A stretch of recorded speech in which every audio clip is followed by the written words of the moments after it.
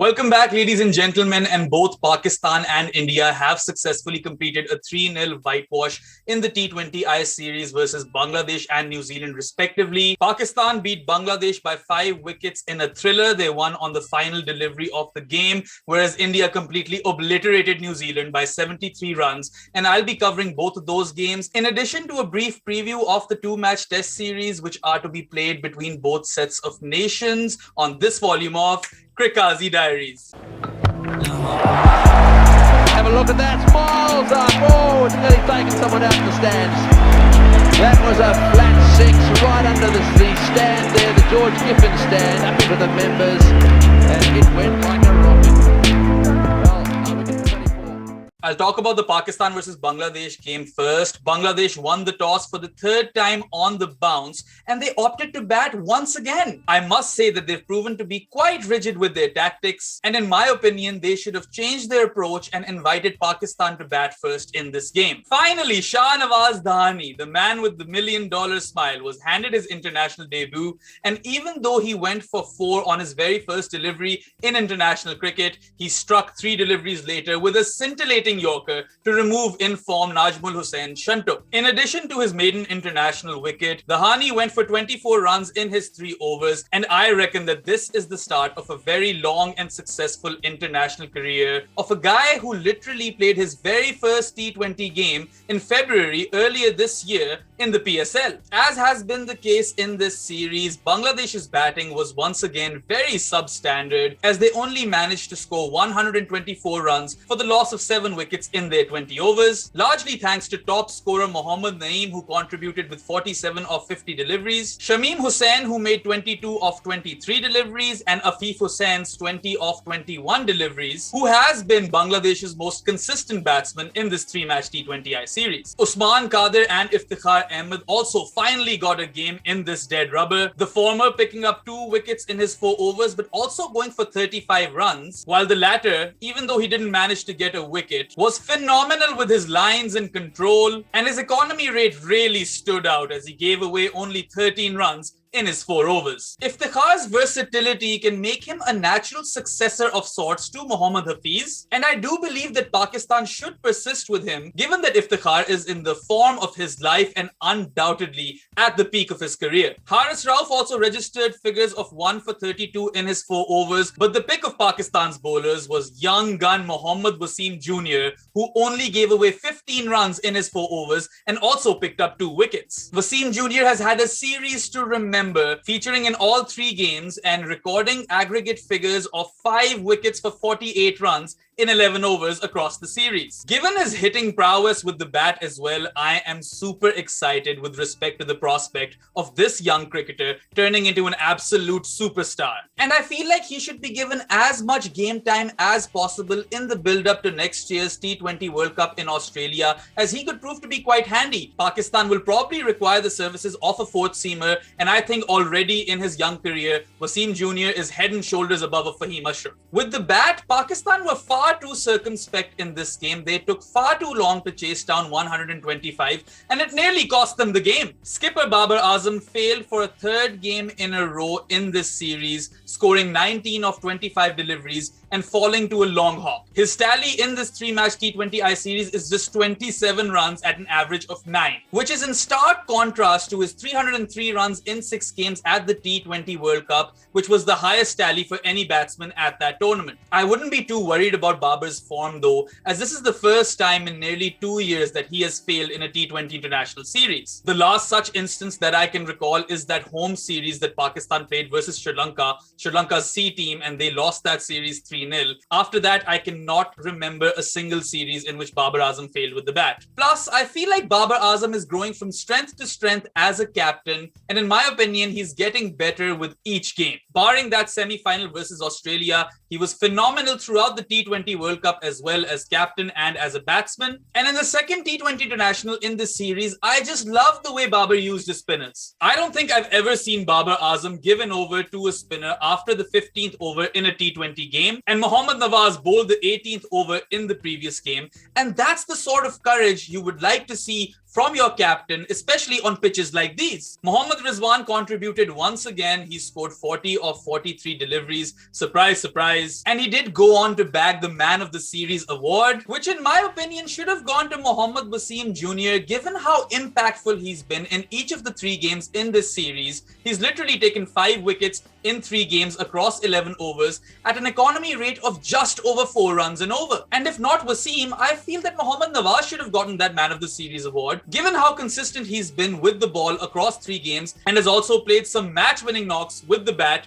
in this series. In fact, if you ask me, I would have rested Rizwan in this third T20 international and I would have opened with Fakhar Zaman in his place, given that Rizwan is still not 100% and has to play both test matches versus Bangladesh, and Fakhar Zaman is not even part of the test squad. So I really feel that he could have played this game ahead of Rizwan, but clearly management thought otherwise. Haider Ali starred with the bat for Pakistan, playing the innings of the night across both teams. And thank God, literally after more than a year, we are finally seeing Haider Ali get back into his groove and living up to his reputation of being Pakistan's most exciting young batting prospect since Babar Azam. However, an off-colour and sluggish Sarfaraz Ahmed on the night made matters extremely complicated for Pakistan, as Pakistan required 8 runs in the final over to win in a game which really should have never been prolonged to the last over. In a surprise twist, Captain Mahmudullah Riyad brought himself on to bowl that final over, and after starting with a dot delivery, he removed both Sarfaraz and Haider of successive deliveries to leave Pakistan with 8 runs required of 3 deliveries to win the game. Out came Iftikhar Ahmed, the star of the national T20, which concluded not too long ago, and he released the pressure, scoring a monstrous 6 off his very first delivery. But then Iftikhar fell to Mahmudullah on the very next delivery, leaving Pakistan with 2 runs to win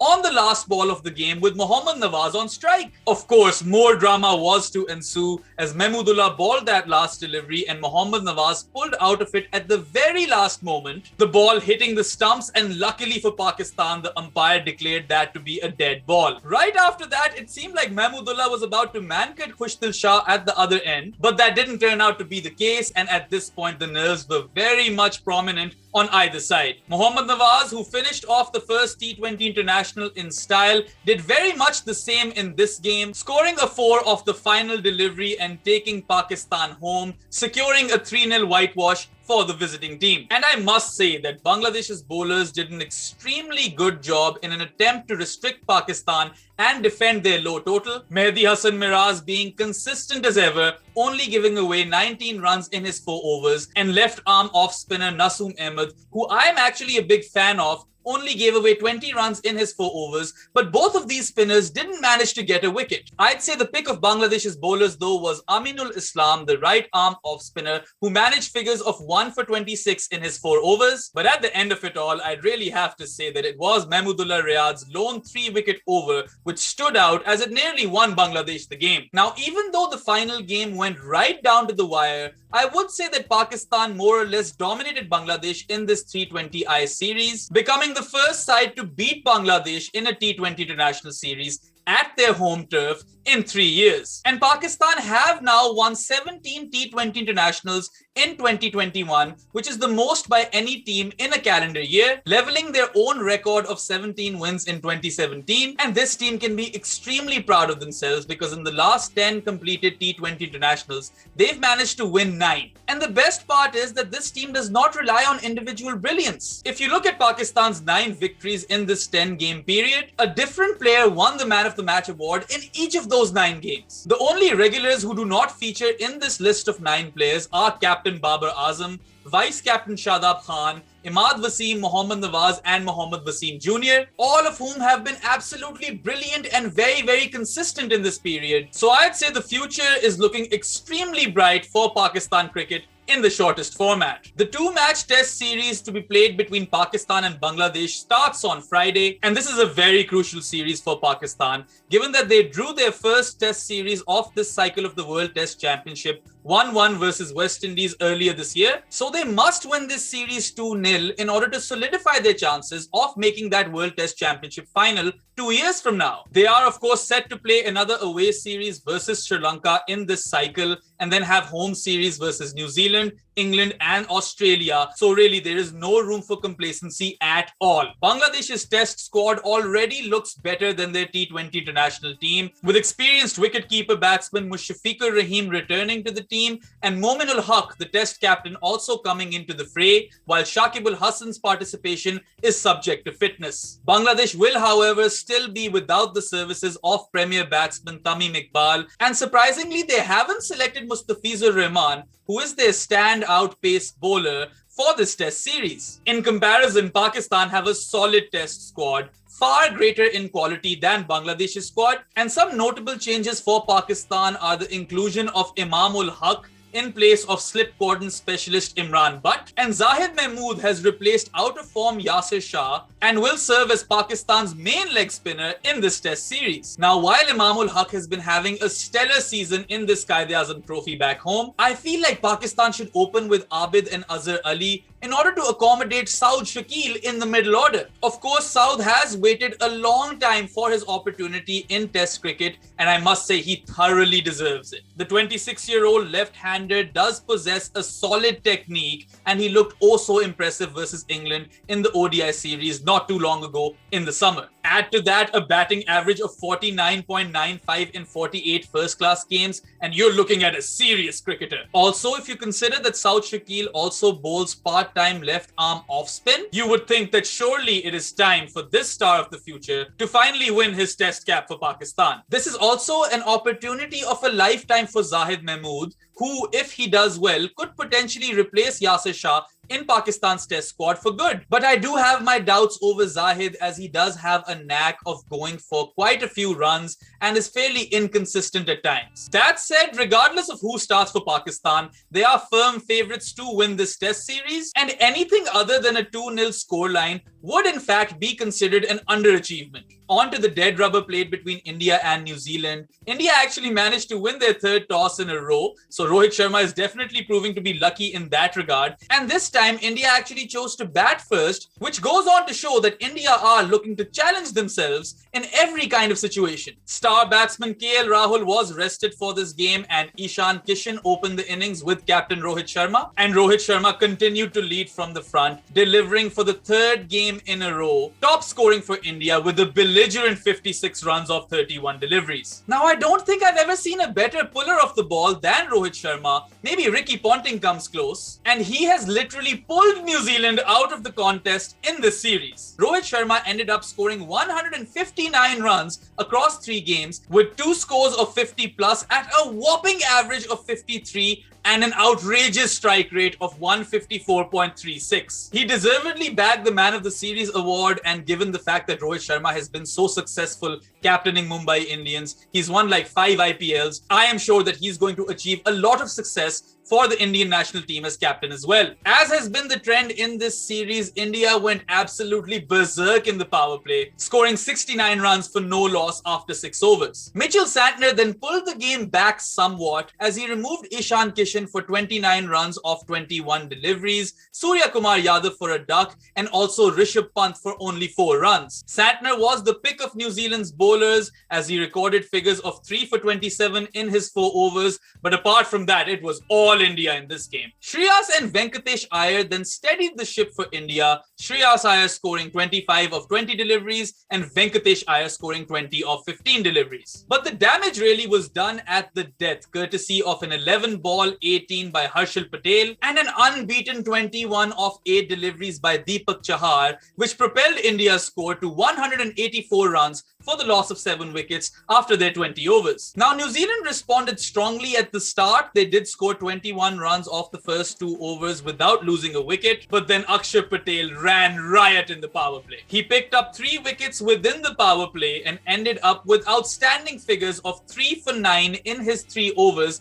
which also earned him the Man of the Match award. Martin Guptill, who has been New Zealand's standout performer with the bat in this series, fought a lone battle, scoring 51 of 36 6 deliveries as India completely blew New Zealand to shreds, bowling them out for 111 runs in just 17.2 overs. Venkatesh Iyer showed his versatility as he bowled 3 overs with returns of 1 for 12, while Yuzvendra Chahal, who was playing this game instead of Ravichandran Ashwin, made a solid comeback to the Indian national team as he recorded figures of 1 for 26 in his 4 overs. I've said it before and I'll say it again that in my opinion, in these last 4-5 years, Yuzvendra Chahal is only behind Rashid Khan as a leading leg spinner in the shortest format, and I would be really surprised if India don't persist with him in the build-up to next year's T20 World Cup in Australia. Harshal Patel once again impressed for a second consecutive game, managing figures of 2 for 26 in his 3 overs, and this year's IPL's highest wicket taker is turning out to be one hell of a find for India in the shortest format. He's touted to be a death over specialist, but I reckon that Harshal Patel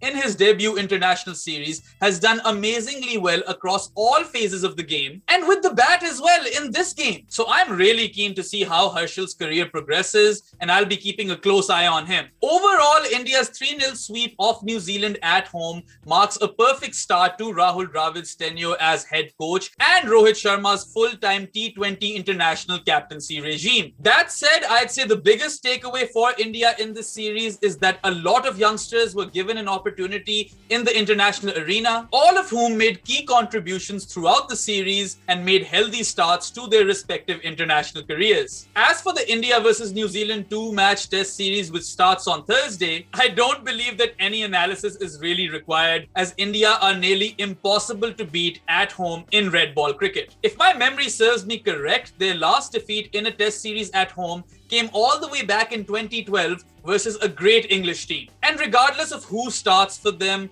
I firmly believe that India will steamroll New Zealand in this 2-test match series, winning both of those games comfortably. That's a wrap for volume 86, folks. As always, if you enjoyed this volume, like it, share it, subscribe to the channel, and don't forget to hit that bell icon in order to be notified about all of my latest videos. I'll catch you soon enough during both of these test series. That's all for now. Kazi off the mic. Have a look at that, miles up, oh, it's nearly taken someone out the stands. That was a flat 6 right under the stand there, the George Giffen stand, up into the members, and it went like a rocket.